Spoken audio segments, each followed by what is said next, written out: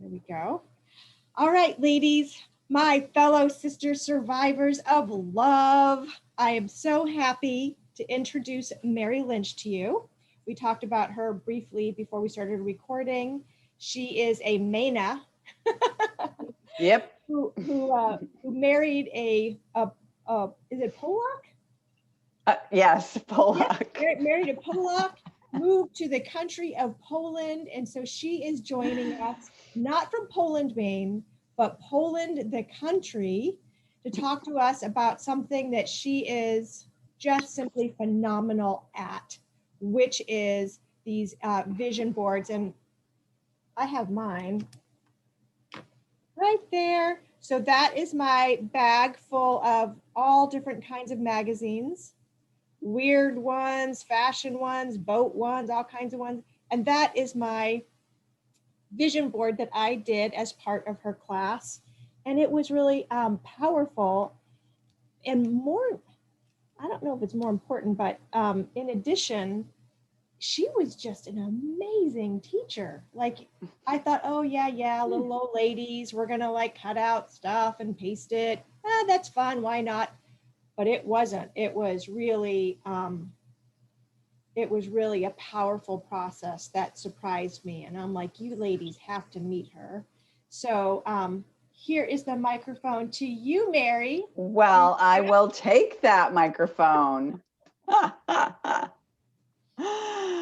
So, ladies, it's really cool that you're here. Thanks for showing up. I do vision boards. I've done them. I've been doing them for about 20 years, and I just keep getting more refined as I go. So by profession, I'm a human behavioral specialist, which means we can take a look at those old behaviors that keep us stuck. So I look at old behaviors that keep us stuck and where they come from and try and help you to uncover them and move past them. I also I go into companies around Europe and the US and help them to build better teams. So in order to get people to all play nice in the sandbox together, instead of one person being the bully or one person throwing the sand, then everybody gets to be able to stand in their truth, know when to draw their boundaries, and know what they stand for, what their values are, what they can describe themselves by, so that they know that they're always being true to themselves. And that doesn't mean that they're being nasty to somebody else and being true to themselves, right? Because that's kind of like the opposite of the kind of stuff that I talk about. Let's see. So vision boards, I take people on a 6-week journey to create a vision board that goes into taking a look at who you are when nobody's around, like who you are, that if you could tell yourself little sweet story about yourself and write it down really quick and hide it away somewhere. That's the story that we get to through the vision boards. The story that the goal, or the who you are, or what you want, or who you want to become, or what you want to do, or where you want to go, who you want to hang out with, what you want to look like. All of that stuff is where we get to after you can uncover all the shit that you've been through. So you girls have been through some shit. I'm 64 years old. I've been through a whole lot of shit. So I had lots of stuff to uncover. Oh, I am so sorry. I sometimes use sentence enhancers. I swear, I'm sorry. That's what you call swear. It just comes out. It just comes out. I'm sorry. I totally forgot. So yeah, I've been through some stuff. So vision boards help to keep me centered on what it is that I say that I want. Because, I don't know about you, but, I like to do this over here and I like to do that. And I'm good at this and I'm good at that and I'm good at that. And then because of that, I do nothing because I'm like, oh, I'm so confused. Or I got this backstory of something that somebody said to me when I was 10, like, if you tell anybody that I did this to you, I'm going to kill you, then, oh, well, I better not do that, because even though I'm in Poland and I'm 64 years old and that happened 54 years ago, I still get this, hanging on to the story. So I try and take people on a journey so that they can uncover that stuff and look at it. Like, so I can look at the story that happened to me at 10 years old, and I can look at the story and put it in my hand and go, is that still true today? Is that still true? Considering that I am not the same person that I was when I was 10 years old, because science tells us that every cell in your body changes every 7 years. So there's not one iota of me that's that same person when I was 10. So why do I have to keep telling myself the same old story of I'm dirty because of what happened on that day? Why do I have to hold on to this like it's a badge of honor? This is my story. I can't tell anybody. Can't, it's my secret. So secrets create shame. So if you can't tell anybody the things that you've been through, or you can't tell yourself and go through a process of releasing them, then we pound ourselves with shame, like forever. It doesn't matter. It doesn't matter if it's something that somebody did to you or said to you, or you're walking down the street and you trip and fall and you get embarrassed and you hold on to that, like, oh my God, oh God, they saw that. We hold on to that and we tell ourselves these secrets. And that stuff just keeps building up, and we just keep layering on these cloaks of shame or embarrassment or guilt And then it defines us, right, Mary? So like you just talked about tripping down the sidewalk. So if you trip down the sidewalk and then and then maybe your friend says to you, you're such a klutz, right? And you don't trip more than anybody else trips, right? I mean, everybody trips sometimes.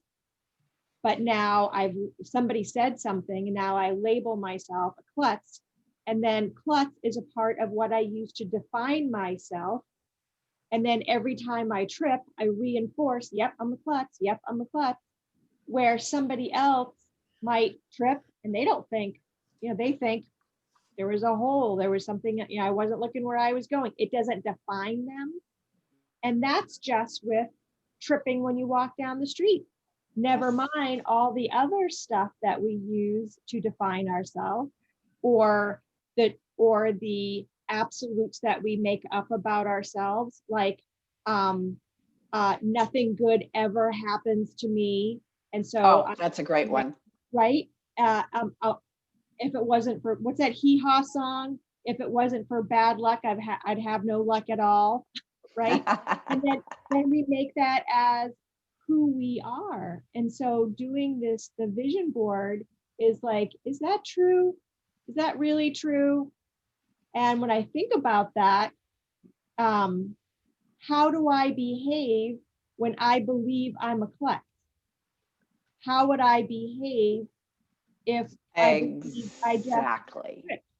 Exactly. And then cutting out pictures and putting that somewhere where I can see what the real truth about me is. And then I see a picture of somebody who's walking with grace and ease, with their shoulders back, not better than anybody, not worse than anybody, just a perfectly imperfect human being walking. And that picture is going to remind my mind, my eyes, my heart that that's the truth about me, not I'm a klutz. Right. And this is the thing about these thoughts that we think about ourselves. Like this is and this isn't me just making this stuff up. This is like Right. neuroscience, Yeah. you know, the rocket science people of the mind, who get to work on this stuff all day long, is that anytime that you have that you tie emotion with a thought, it then becomes a belief. And it can be anything. You can say anything about yourself.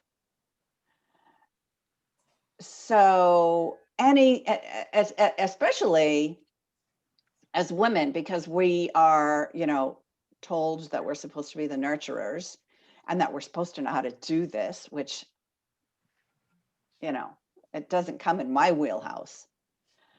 But if we live by these, standards that somebody may have told us or showed us or whatever, and then we get either praises from people or we get negative feedback. And a lot of times what happens is we never take the time to gloat in the praise. So somebody says, wow, you did a great job. And we go, oh, thanks, high five. And then we go on to the next thing. But when somebody calls us a piece of shit, or you're worthless, or I don't even know why I hired you, then we get emotional about that. And once we get emotional about that, then bam, it automatically places an image in our subconscious, so that any time we want to do something that brings up that same kind of nervousness or anxiety in our gut, the picture that we get is, why would I ever have you do that? You can't do that. You're not good enough. Because of that instance that happened whenever and with whoever, or it doesn't matter. It could be your mother, your father, your brother, your a lover, an invader, a boss. It doesn't matter. Once you tie it with emotion, and it's usually negative, because when people give us negative emotion, then we get scared, embarrassed, shame, guilt, all that stuff comes up, and it brings up all this emotion, bam, ties it with the picture gets placed in the mind, and we have it. It's ours. It's ours. Tony Robbins talked about that too. It's like a branding, right? So if something is really happy and euphoric, or if something is really awful, then the hotter the branding iron is, that sears that into us. So Yeah. it's either way. If we can associate an event, a if it's a fight, if it's something positive, if it's something negative, the more emotion we have around it, the deeper it gets seared into our being. Yeah. Yeah. And we love all that juicy negative stuff. We just love all over that. So the key is then to, at some point in time, if you want to move forward, you have goals, you want stuff you want to do, you want a profession, you want a career, you want maybe a spouse, maybe a family, maybe you want to move to a foreign country, maybe you want to, I don't know, whatever you want to do. Then all of a sudden you go to do that and you're stuck. And at some point in time, you've got to unpack this stuff, take it out of the suitcase, because you've been lugging it around for all these years. You got to take it out of the suitcase and look at this stuff one by one. And that's what the vision board process that I facilitate does. It helps you to unpack the emotion and look at these things that happened to us, because everyone makes mistakes, but mistakes don't make us. Right. It's just like tripping. that's how I got my house in Maine. You know, I was living in a little apartment in Kansas. Um, you know, I was sleeping on a little, somebody gave me a love seat that pulled out into a bed. It didn't make sense for me to have a vision board that I was going to live on a lake in Maine while I was on a pull out, hand me down love seat bed, you know, with nothing on the wall. We just, you know, it was an apartment. I had a safe place, but you know, it just wasn't logical that I was ever going to be able to have my dream that I had on my vision board of a house right on a lake in Maine. And I believe I got that house, my dream, because I had my vision board. I knew what I wanted, why I wanted it, and it took years. And what I had to do in the years between not having it and making my vision board and having it come true was I had to get rid of anything that was blocking me from reaching that goal. I had to feel feelings I didn't want to feel. I had to, if I believed I wasn't worth having that house, that I would never be smart enough to get that house, then I had to block, I had to get rid of those. I had to heal those so that I could get it. I mean, I never went to high school, so I didn't have job experience. I didn't have, you know, I didn't have an education, and I had all the reasons why nobody like a white trash person like me should ever be able to buy a house. And when I was 40 years old, I handed over $50,000 to my down payment on a $347,000 home that I bought in Maine, 5 feet from the lake. Now, how in the world does that happen? You do your work. Well, this is the thing, is that it's hard to imagine that you could create a vision board in a situation like that, and then at some point in time, because vision boards are not a magic pill, because if anyone can put pretty pictures up on a board, anyone can cut out pictures out of a magazine and words and go, oh, I did my vision board, oh, isn't that beautiful? But the only time that a vision board works is when you do. So in order for Catherine to get this house, she had to believe that she was inside that picture, inside that vision board. She had to believe that, which what happens when you believe that these things are attainable for you, and anything is attainable for you. I will tell you, anything is attainable for you. I have proved it myself. Catherine sitting right here has proved it herself. It is absolutely attainable. You have to keep your eyes on the target, and you have got to become the person that gets to have that. So this is what they say.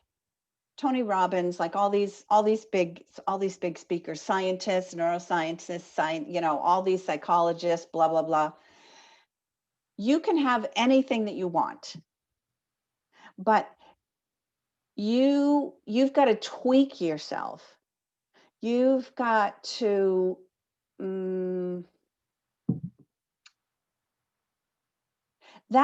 that thing that you want. So for instance, in Catherine's situation, that house that she wanted, if you could close your eyes and kind of look at a house on a lake and get a feeling. I know that this probably is going to sound a little woo-woo, and I'm going to try not to make it woo-woo, but sometimes it's really hard because this stuff is, you can't touch it. This is the crazy thing about thoughts and beliefs. You can't touch them. They're just ours. Somehow they were given to us, and we have to decide what to do with them. They don't exist other than right in here. No one else has the same thoughts that you do. No one else has experienced the same emotions that you're going through. No one else. No one. So this is yours. This is all this stuff right here is yours. So I'm thinking I'm safe. I'm sleeping on this sofa, this sofa in Kansas, but I really want to be on a house in Maine. Now, I mean, honestly, girls, that sounds pretty damn ludicrous to me. But if you take a look at and close, like, get still, get quiet, stop the noise in your head, and you can go down and look at that house, what's in the house, what it smells like, what it feels like to walk down the hall, what it feels like to lay in the bed. And if you can then become that person, that same kind of energy,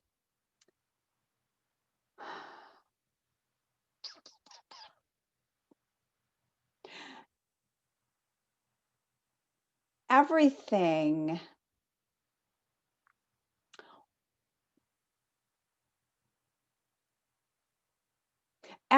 that you want also wants you.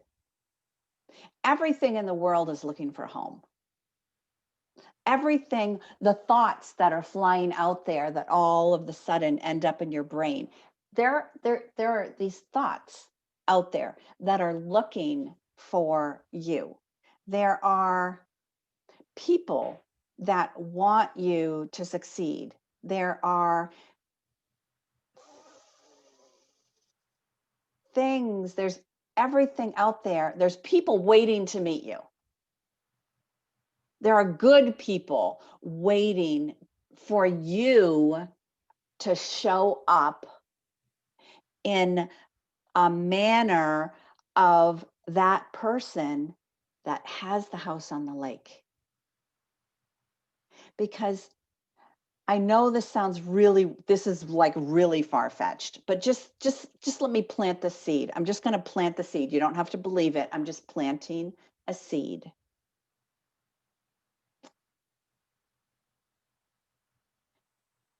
The house that Catherine has was waiting for her because she became the person that, I'll say, she became the person that deserved that house. But that's not really the word that I want to use, but that one kind of makes the most sense, especially if you're just kind of, I don't want to like take you down a like crazy voodoo path or whatever. But everything is available to you if you believe it's available to you. And you do the work. So in order to buy that house, I had to make money. And in order to make money, I had to have the kind of job that I could make that kind of money. Hi, Trisha. And you had to believe that you were worthy of those jobs. Yeah, and do the work. I mean, so you take a goal and you go backwards and you say, okay, I went from being I went from being trafficked to being in halfway, not a halfway, a house, a residence for women, and then moved back in with my dad from there. He died 2 months later. So stuff happens, and to go from there to, I had to learn how to communicate, learn how conflict resolution, so I saw myself, I sort of stepped back and I looked at myself and I'm like, what don't you know? It was a big list. And it's okay, right? That kind of list is a great list to make, and it's okay to have it. Actually, everybody has one. I have one. CEOs of the largest firms in the world have stuff that they need to work on. There is stuff that each and every single one of us needs to work on, and there's nothing to be shameful about that. It's not a value statement. I just had to let go of the story and say, okay, I didn't learn how to do proper communication skills. So I took classes at a community college on how to communicate. I don't really know how to fight, how to debate, whatever. How do you do conflict resolution, without it triggering and escalating and self-harm or other harm or whatever. So then I had to learn how to do that. And then, how do you have leadership skills, and how do you, how do you basic nutrition, and when to go to sleep, because you have to have a routine in order to be successful at your job. So it's just Yes. constantly, so I have my vision board and I have my house on the lake, but I also have to do all the work without the belief that says I'm too stupid, I'm never going to amount to anything, good shit never happens to me. Like that doesn't help. That doesn't help me do what I need to do, to learn what I need to learn, to get the skills that I need to get to reach my goal. Right. And if you hadn't have done that work, we wouldn't be here on this call right now, because Stop Trafficking US never would have even been available to you. It wouldn't have been available to you because you weren't the person that gets that, because you didn't do the work. Yeah. And so, and I'm not saying that in order for me to get here where I am, or in order for Catherine to get to where she is, that, oh, life has been so rosy and it's been so great. I've had some suck ass jobs. I mean, honest to God, there are some bad bosses out there. However, there was a lesson that I needed to learn about myself, because once you put the focus on somebody else, you've got the same old shame blame story again. We got to stop the shame blame story and say, okay, I have a bad boss. What's the lesson that I need to learn? What didn't I notice when I interviewed? How did I show up? How am I showing up now? What are those lessons that I need to learn for the next job that's coming my way, for the next bigger, better job that's coming my way? Totally. So Stepping stones, right? I used to pick up dog shit out of people's yards. yeah. I cleaned houses, and then when I was cleaning houses, they would say, would you clean up the dog shit in the backyard? And so I have a separate pricing for that. And then I started cleaning up dog shit. And then it was, working at a nursery, with plants and stuff. And I had really interesting, jobs. And then home health, and, I worked for a place that sold printers. And I tried to learn everything I could about printers, but the boss was chasing me around the building. And so I quit. I quit that job. I could have stayed because I was used to survival sex. What's one guy chasing me around? But I'm like, that is not who the person I want to be puts up with. And so I went in and quit. And then that brought me to the next job. And then, and so it was a whole host, and some pretty fucked up bosses, and some really unfair things happened. But like you said, I learned from each thing that happened, and then opportunities would just show up, and you don't really realize fate until you're a little further down the line and you look back and you go, oh my gosh, there was a domino that led to this, led to this, led to this, led to this. Totally. And then, somebody like me, this lady at the gym that I used to train with, she said, hey, we're in Kansas.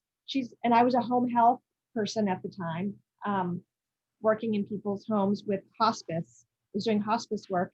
And this lady said, there's this guy from Boston. I can't understand a damn word he's saying. His accent's so thick. Would you come to the meeting with me and interpret this guy's English? Right? Hilarious. And I said, of course. And I did. And I met Bruce. And Bruce was a salesperson and a business owner. And he's like, you've got, great skills, the skills that I took myself to classes to learn. And he's like, wow, you have great skills. would you like this job? And one thing led, next thing you know, a few years later, I'm making a six-figure income. My monthly take-home pay was $12,000 a month. Holy shit, I went from picking up dog shit to making a six-figure income. I did that for a number of years. And then at 40 is when I was found the house in Maine and was able to buy that house. But it was one thing after another thing. And no matter where you're at, you can reach the goals that you have. It just takes a lot of work. It takes a lot of work. And it's not a magic thing. Like you said, you don't do pretty pictures on a poster. You have to really be able to look at yourself and do what you need to do. Yeah. Yeah. That's it in a nutshell. Hey, there you go, girls. You got it all. Ha! So I think that all of you have this, which is, so this is the thing. Uh, this is especially important for women, I believe. I very rarely even work with men anymore, because we're just so, we got a lot of stuff going on. So, I got plenty of work here. So this is the thing, is that once you understand who you are and you are willing to hold yourself to that standard, then you'll begin to do things differently in your life. You'll begin to do the things that you need to do, which might entail, for instance, setting a morning routine, making sure that you are eating healthy, making sure you're taking care of yourself, making sure that you have employment, and that might mean 2 or 3 jobs at the same time to get you to where you want to go. There's been many times throughout my life when I've had multiple jobs, just because I knew that it was going to lead me to somewhere along the line.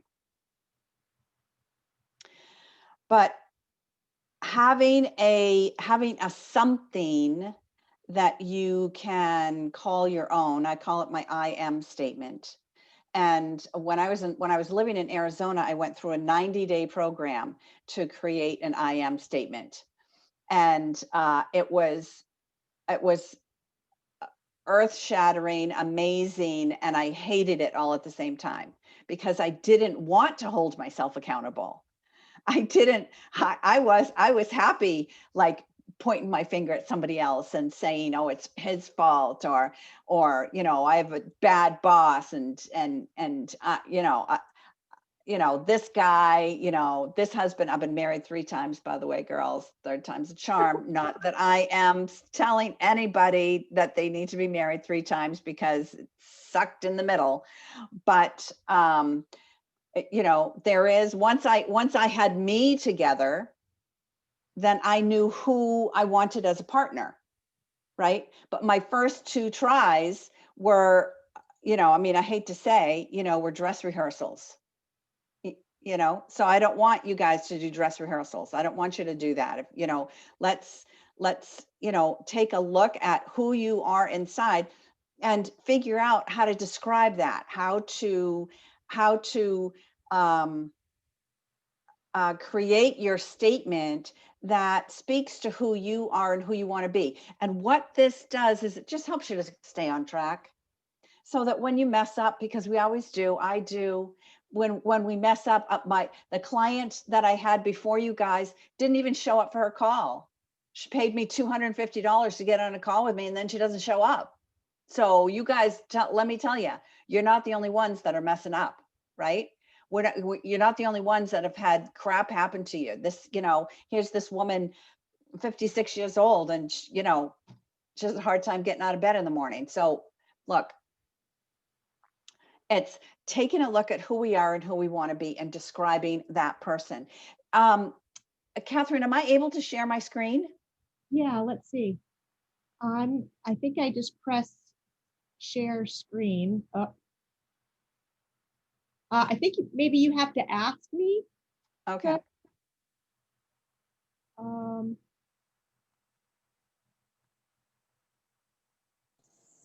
I think only the host could, right? Yeah. then I think I can change, Oh. change host. You can co-host. Yeah, let's see, how do I?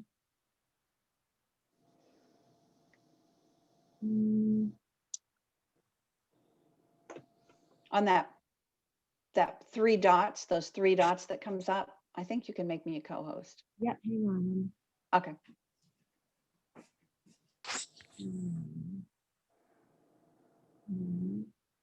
Nope. I'm sorry, you guys, I'm not good at this.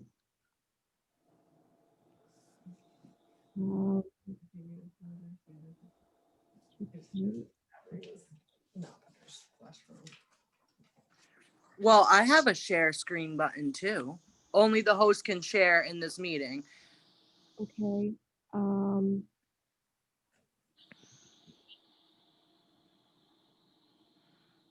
I thought this was easy. Hold on. Multiple. There we go. I think that I just did it. You want to try? Oh, here we go. Yay! Yay! Okay, so this is a great quote. She believed she could, so she did. Like she believed, like this like these little snippets that you get are they're just so important. She believed she could, so she did. She just Hold on, I only believed see it. white screen. Does anybody else see anything different? See the defining you. Yep, I see the defining you. I see it. So my screen's only white.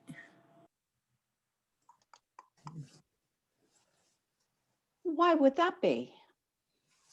Can you? I don't know, but that's all right. okay. So let me do this. Let me stop sharing and I'll get into it again and see if that's better.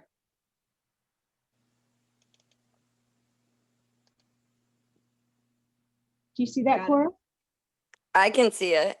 Yeah. So for some reason I can't see it. I don't know why, but that's okay. It's that new iPhone.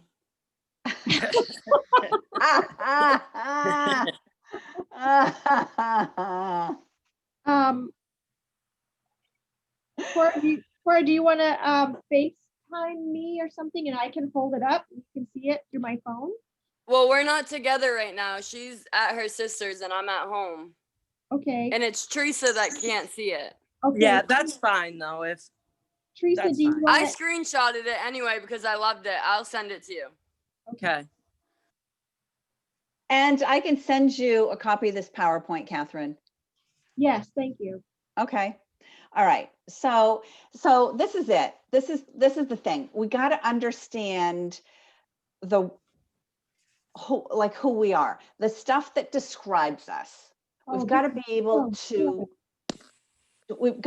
to describe ourselves. So understanding your values and creating a statement. That's what this defining moments little workbook is about, is creating a statement that helps you take a look at who you are. Putting aside the stuff that's happened. Like if you could take all of that away, who then are you?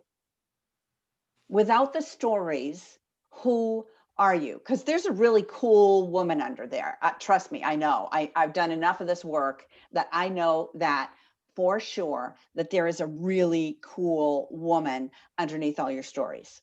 Now, I'm not saying for 1 second that those stories never happened, because I will tell you 100% that they happened. It is the emotion that you give it that either labels it to you or you can release it and you can become the woman that is down inside just waiting to come up.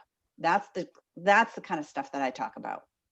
So it's taking a look at the value statements which provide a sense of meaning and purpose.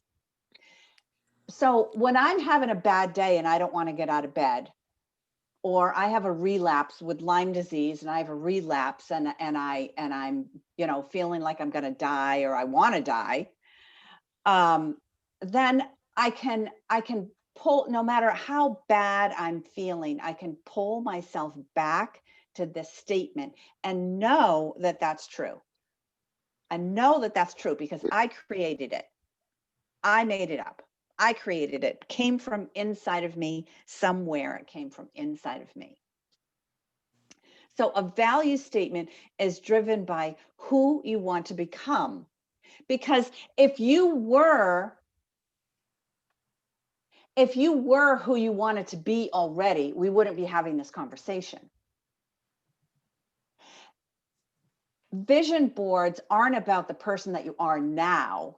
Vision boards are about the person that you want to become. That is inside of you. You just keep stuffing it down, just like you've, you know, like might go on food binges where you're just stuffing stuff in your mouth. You're just stuffing these words down that describe you because for some silly reason, we think that we can't allow this beautiful person that we are to show up because no one's ever wanted to see that beautiful person. Because by the way, the more beautiful you become inside and out, the more threatened the people around you become.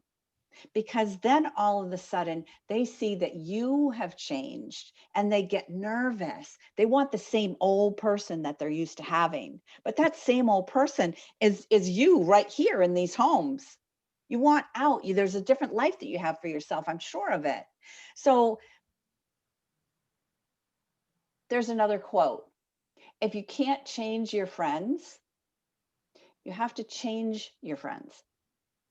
So each one of us, you can't make somebody else change, just like you can't lead a horse to water. You can't change anybody else. All you can do is change, not change, but allow that person that really is inside of you to bubble up. Because Catherine is the same person that she was when she was sleeping on that couch as she is now. The only thing that has changed is she became somebody else. She became somebody else because that is inside of her. She just had to get rid of those layers of stories in order to be like, oh my gosh, here I am. Like, I'm here. Like, wow, this is this really cool person. Like, I like me. I actually can say, I like me now. I can look in the mirror and say, I love you. You are freaking hot. Honestly, you're so gorgeous. That's where you need to get to, right? Who we are and what role do we play in the world, and then defining who you are.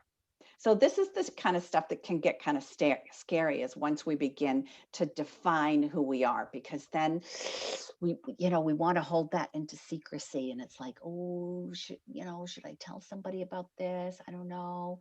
Maybe I shouldn't tell anybody. Maybe it's all okay that I'm playing small, but playing small doesn't serve anybody. It doesn't serve you and it doesn't serve the world. So we want to serve the world in a bigger way. And the only way that we can serve the world, and which in turn will provide us with a beautiful life, is to create this space by defining ourselves and the direction that we want to be going in. Because, for instance, I don't even know how many people out there that put on vision board workshops. Like, I have no idea how many, but lots. But no one puts on a vision board like I do, because no one has the stories that I have. No one has lived the life that I have.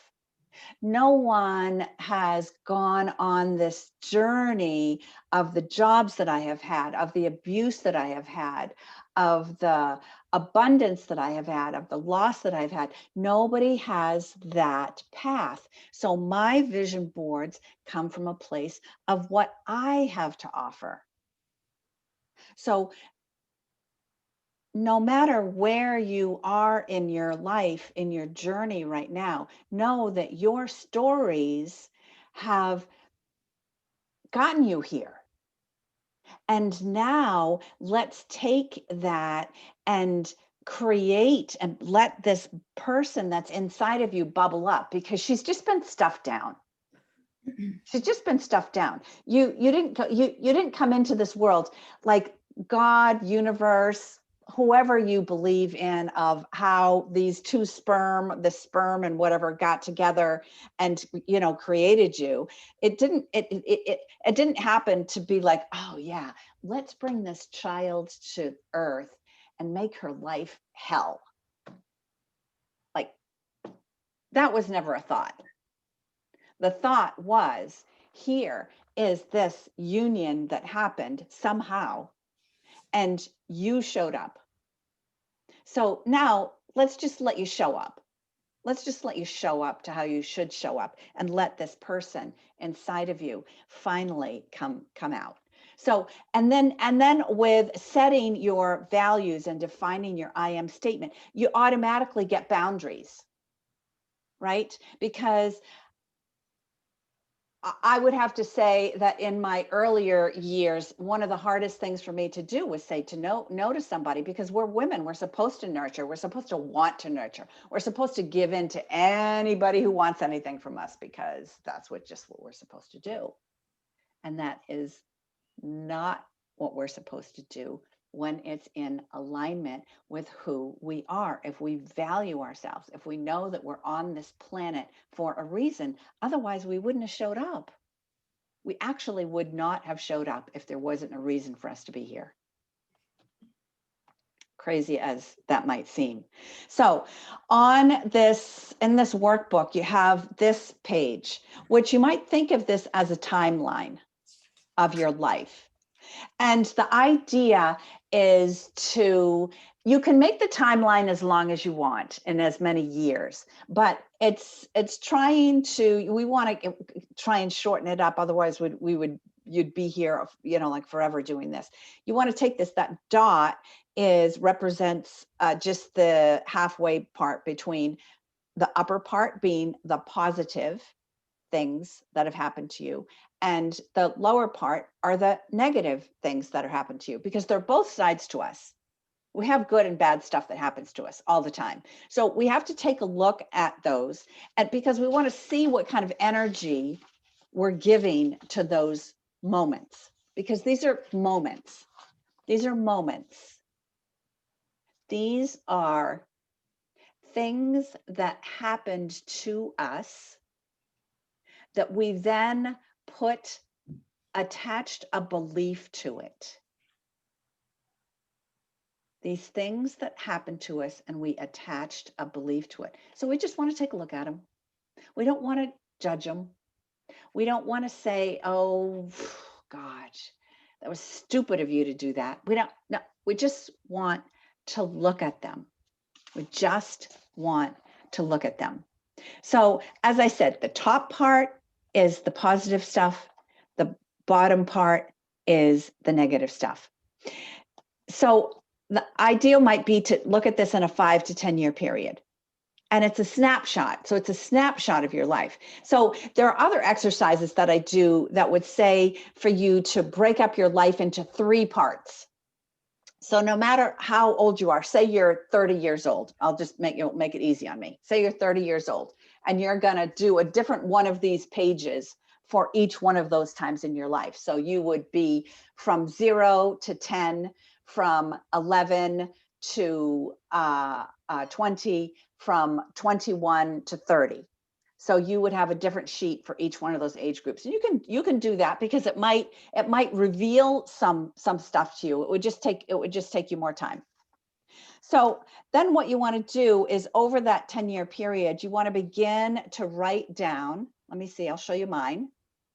So you want to begin, this was my, I think I did this in a 5-year period, actually. So I left America 6 years ago, and I have daughters, I have grandchildren, I have brothers and sisters and nieces and nephews. My parents have passed away, but I had a lot of tearful moments, even though this was my decision to move abroad. My husband didn't want to do this. I wanted to move abroad. And I had to come to terms with, like saying out loud that I was okay, because I had a lot of guilt, right?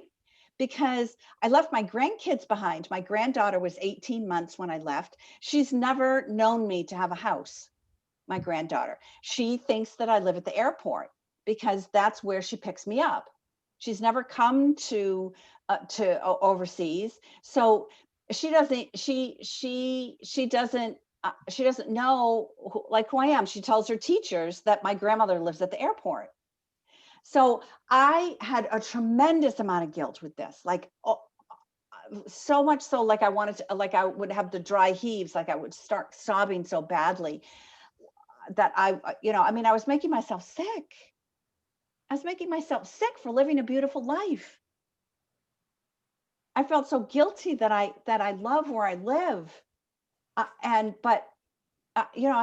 had to come to grips and learn how to release this. So I had to write down these events, these things in my life that were negative over the past 5 years. And there are many more that I could have gone into, from this, but I wanted to do this as an example for you so that you could see the kinds of things. You don't have to go into any explanation. You don't have to go into story. Let me say that. You don't have to go into story. You don't have to explain this to anybody. This is your stuff. This is your sheet. So write down those things on the bottom of the line, where you've tripped, things that people did to you that you're holding on to, the things that you believe about yourself, just the crap that you've gone through in this past time. Again, don't go into story. You just want to write snippets. You just want to be able to write it in a word or two. And then above that, you want to write the positive things that have happened. So, for instance, you might say you found this house. You found the house that you're living in. You might say that you have found some new people that you know, like, and trust, maybe for the first time in a long time. So those are the kinds of things you have a job, or you're going to school, or so that's the kind of stuff that you want to write above. And you could write as many as you want. Like, you could fill this, you could fill that right up. But each experience has taught you a lesson. It's kind of like you wouldn't have written it down if it hadn't have left a mark on you in some way. So you might think of this as these are values. They have a value to your life. Otherwise, they wouldn't be here. There's something about them that makes it valuable to you.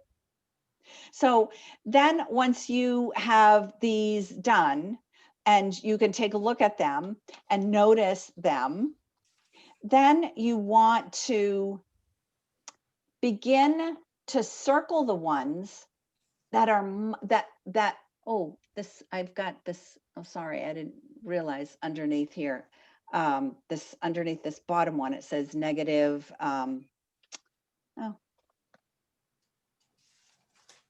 Anyway, Excuse me. How is. can we get this bullet point so we can look at it? This one that's overwritten.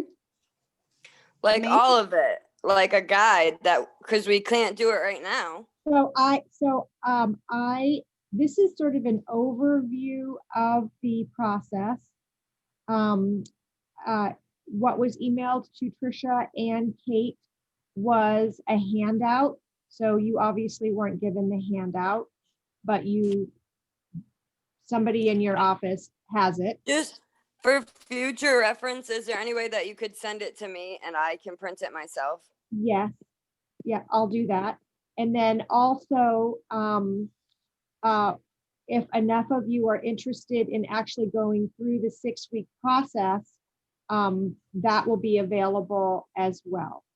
So just hang tight with this and know that next time you'll get it, and you will get it, but just listen now. Okay. Okay, got it. All right, so this,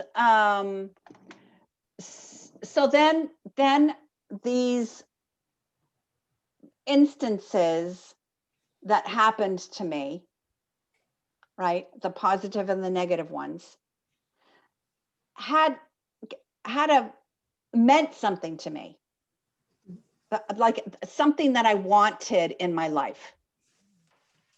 So like for me, becoming an expat, an expatriate, somebody that lives outside of your home country, it doesn't matter if you're an American living outside your own country or you're from India and you're living outside your own country. The term is called expatriate, which for short is expat.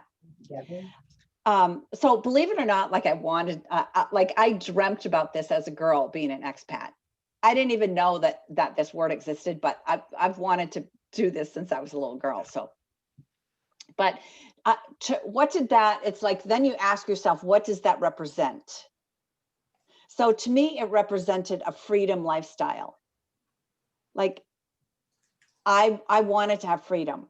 I wanted to be able to go where I wanted to go.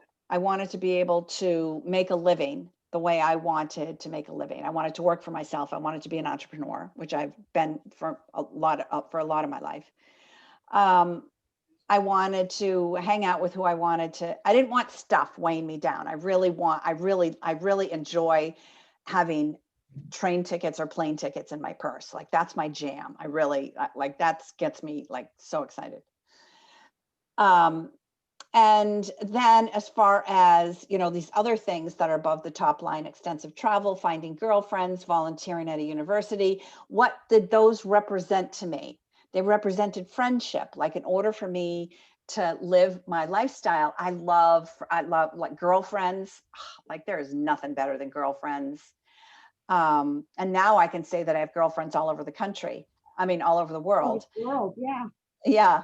But I had to take some risk. Like I had to take some risk. I sold everything in the US. I have nothing in the US right now. Like I own nothing. I have no, like, I think my daughter in San Diego has some yoga pants and some yoga clothes of mine. And my daughter in Idaho, excuse me, has some long johns for me. So that's what I have in the US. Other than that, I have nothing but my family, right?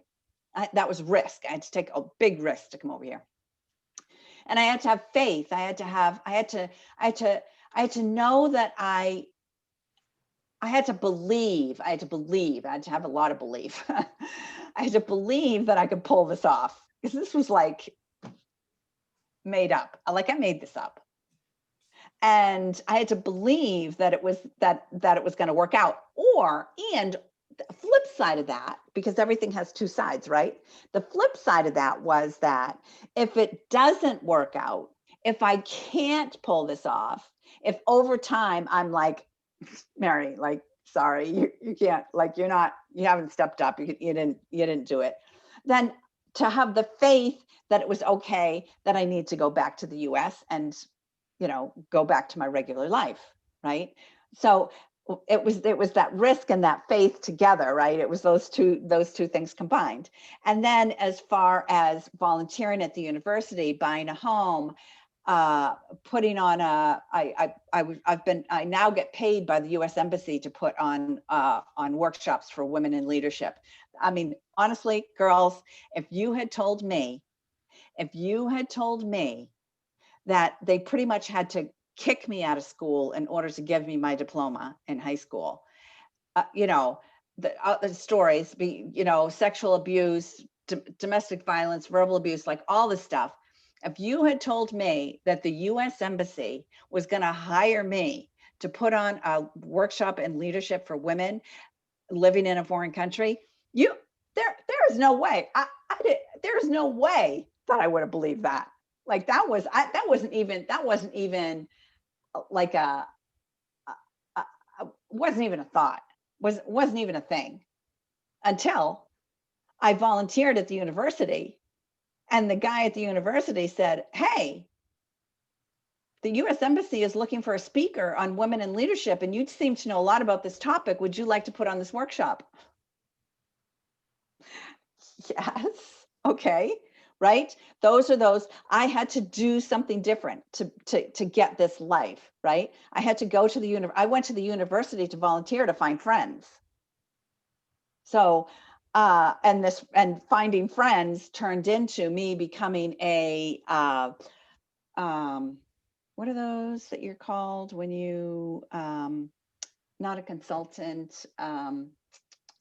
Anyway, I'm like on the US Embassy site for doing leadership workshops. So honestly, who would have thought that? Becoming an expert, understanding, looking at this, volunteering at the university, and looking that I now put on workshops for the US Embassy, I can now with faith, with belief, with understanding that I am an expert. I am by far an expert in my field in what I do. I can say that out loud. I can scream that from the mountaintops. That's a value that I have. That's something that I take very seriously about myself. I'd love to be creative. That's why I wanted to have this freedom lifestyle. And I wanted to create wealth. I wanted to create wealth in my pocketbook, but I also wanted to create wealth and knowing that I have a big life, that I play life big, that my life is about abundance, that my life is about what else can I do? What else can I do to make somebody else's life better? What do I have inside me that I know that would help somebody else move forward? So that's where my wealth comes from, not only in my pocketbook, but how big is my life? And then the other words that are important to me are mastery. Like I like to know things. I like to research what I'm talking about. I don't just talk about things. I research the heck out of them before I ever open my mouth about something. And of course, I'm sure that you can tell that I'm very passionate about what I do. On the flip side of that, right, that all that negative stuff also represents a value for me. And that's why it's still like a story, right? So I'm trying to get rid of these stories that are keeping me stuck. And so my Lyme relapse, when I have these relapses, I can automatically attribute it to I am not taking care of myself. So it's the absence of self-care. And so I need to recognize that that's part of me, and that when I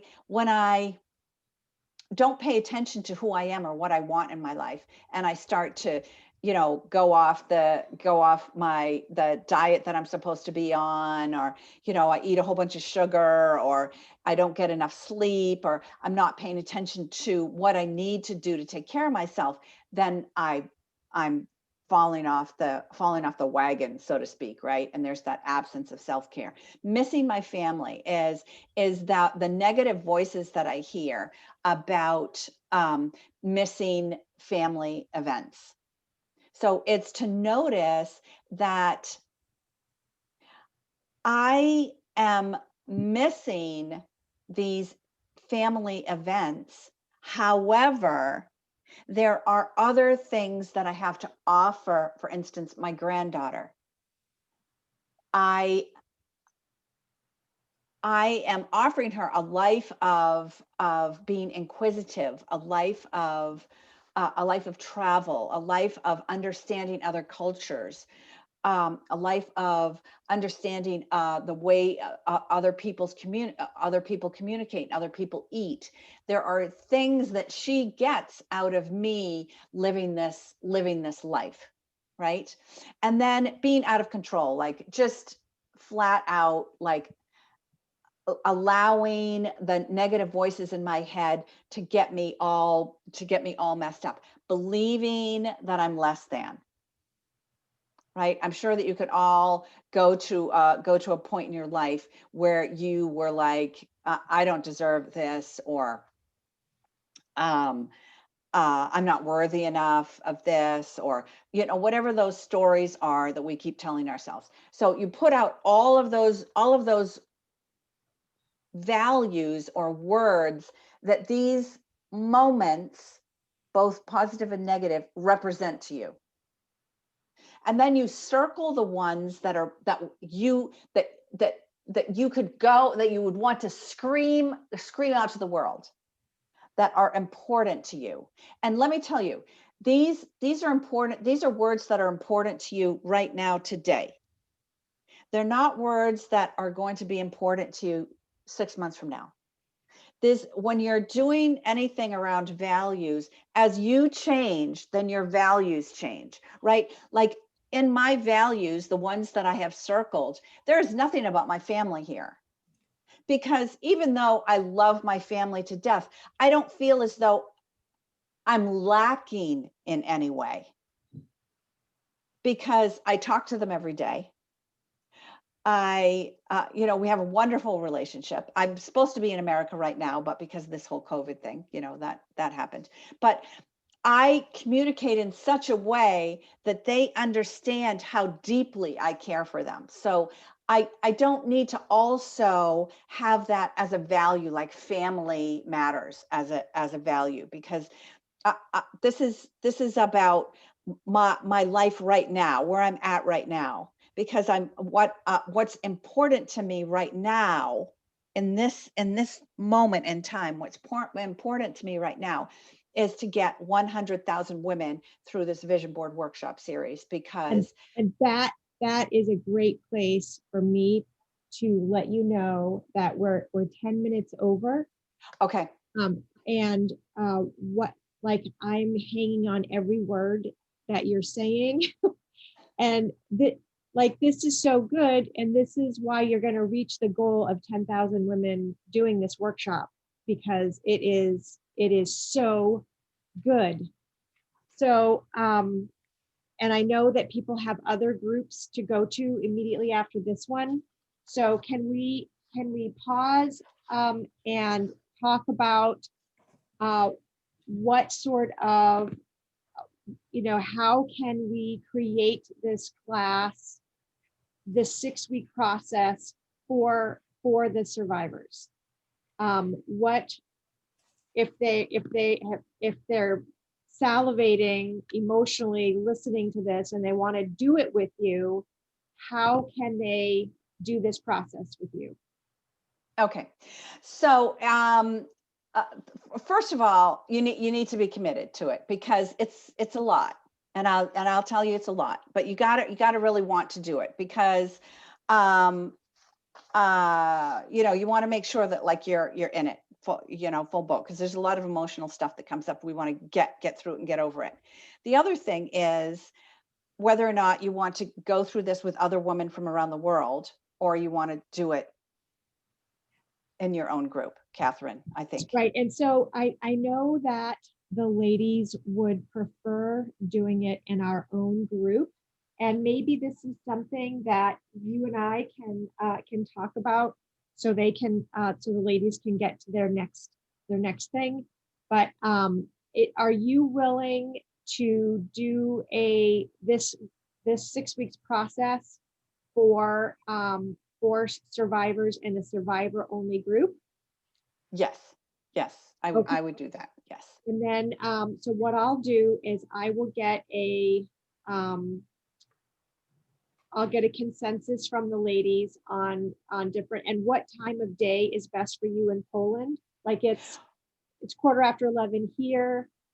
I'm 6 hours ahead of you. You're 6 hours ahead of us. So, yeah. Wow, holy mackerel. So, so it just cuts out a chunk of time. I mean, that's all. That's right. all. Okay. All right, so we will, you and I will figure out a way to make this possible for them. Yeah. And we can create something that maybe we even put on the private Facebook page for survivors only. But if we could remove this off the screen, I don't know how. Okay, here, let me, Just touch base with everybody. Ladies, I know we've gone over, but you see how passionate she is. You see the value of doing this. Like, can you imagine? This is such good stuff, and you get really clear about where you're headed, you know. And so the value of that is having that, like the lake here. So if you're sailing, you say, I want to get across the lake, but you have to go left, right, you zigzag all the way there, right? And but you know where you want to go. And the vision board process helps you get really clear about where you want to go, real, where you want to go. And so we'll talk. I did set up that group. So you guys have been invited. You hook on that group. We'll do a doodle and find out what day and time is best for everybody.